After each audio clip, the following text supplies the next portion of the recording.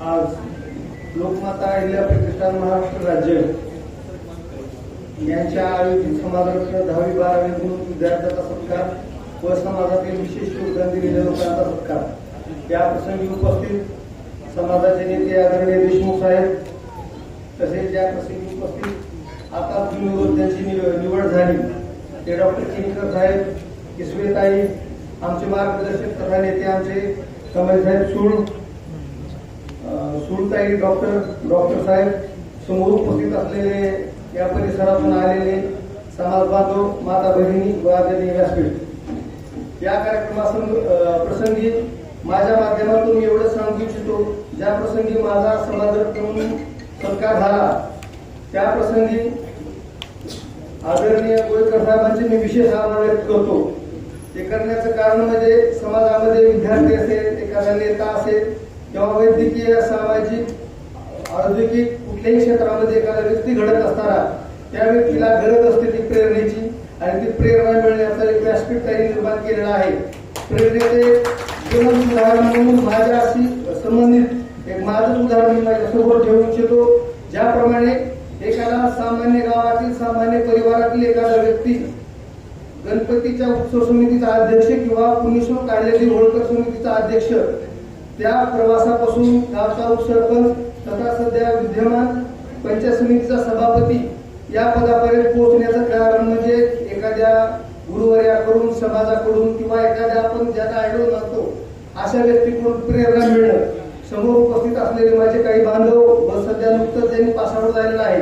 येणाऱ्या काळामध्ये हे लोक वेगवेगळ्या क्षेत्रामध्ये काम करतील असं आपण एखाद्या मूवीमध्ये पाहिलं जातं की एखाद्या शिक्षण एखाद्या वेगळ्या क्षेत्रामध्ये होतं, पण त्याचं योगदान पुन्हा नंतर एखाद्या वेगळ्या क्षेत्रामध्ये होतं।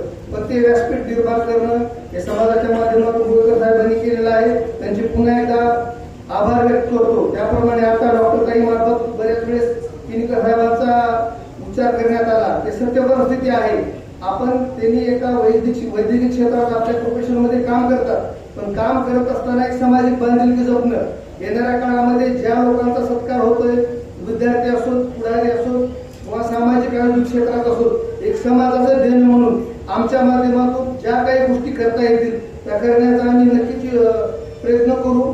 परत एकदा सांगू इच्छितो की एकत्र समाज आपल्या परिस्थितीमध्ये, सामाजिक बांधिलकीमध्ये धडपडत असताना ज्याप्रमाणे डॉक्टर ताईंनी सांगितलं की बाबा आपण काम करत असतो, समाजाची एकजूट होणं गरजेचं असतं। का तर वैयक्तिक अनुभवातून सांगतो, ज्यावेळेस आता आपल्या गुणवंताचा किंवा समाजरत्नाचा सत्कार होतोय, आता बऱ्याच ठिकाणी मी सांगू इच्छितो की बऱ्याच लोकांना मी माहित नाही किंवा मला ते लोक माहित नाही, पण या व्यासपीठा माध्यमातून एकमेकाची ओळख झाली आणि येणाऱ्या कार्यकाळामध्ये आता काही महानगरपालिकेमध्ये आहे, त्यांची तिसरी टर्म आहे, त्या काय सामान्य गोष्टी नाहीत। एखादा महिला म्हणून काम करत असताना किंवा एखादा या समाजाची जी परिस्थिती आहे, समाज भरपूर मोठ्या संख्येने महाराष्ट्रात आहे, आपण सांगतो 2 कोटीचा समाज आहे, पण ह्या समाजाच्या माध्यमातून आपल्याला तेवढं आरक्षण मिळते का नाही, एखादी योजना मिळते का नाही, साधी क्षुल्लक गोष्ट सांगायची म्हणलं तर ज्यावेळेस एखाद्या शासकीय नोकरीची जाहिरात निघते त्याच्यात समायोजनाचा प्रकार किंवा अजून एखाद्या प्रकाराच्या माध्यमातून आपल्या आरक्षणाच्या माध्यमातून तेवढ्या जागा मिळत नाही।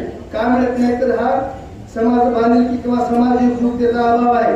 येणाऱ्या काळामध्ये ज्याप्रमाणे आमचा समाजाच्या वतीने सत्कार झाला, आम्ही एक देणं म्हणून आमच्याकडे जे काही योगदान देता येईल ते योगदान देऊ आणि अशी अपेक्षा करू की पुढे जे काही विद्यार्थी आहेत ते आपल्या करिअरमध्ये असेल, प्रोफेशन मध्ये असेल, पुढे येतील आणि ते सुद्धा समाजाची जगतील अशी अपेक्षा करतो। आम्हाला इथे बोलवलं, मान सन्मान दिला, सत्कार दिला आणि समाजाच्या समोर उभं राहण्याची, स्वतःला प्रस्तुत करण्याची संधी दिली, त्याबद्दल आभार व्यक्त करतो। धन्यवाद। जय जय महाराष्ट्र। धन्यवाद।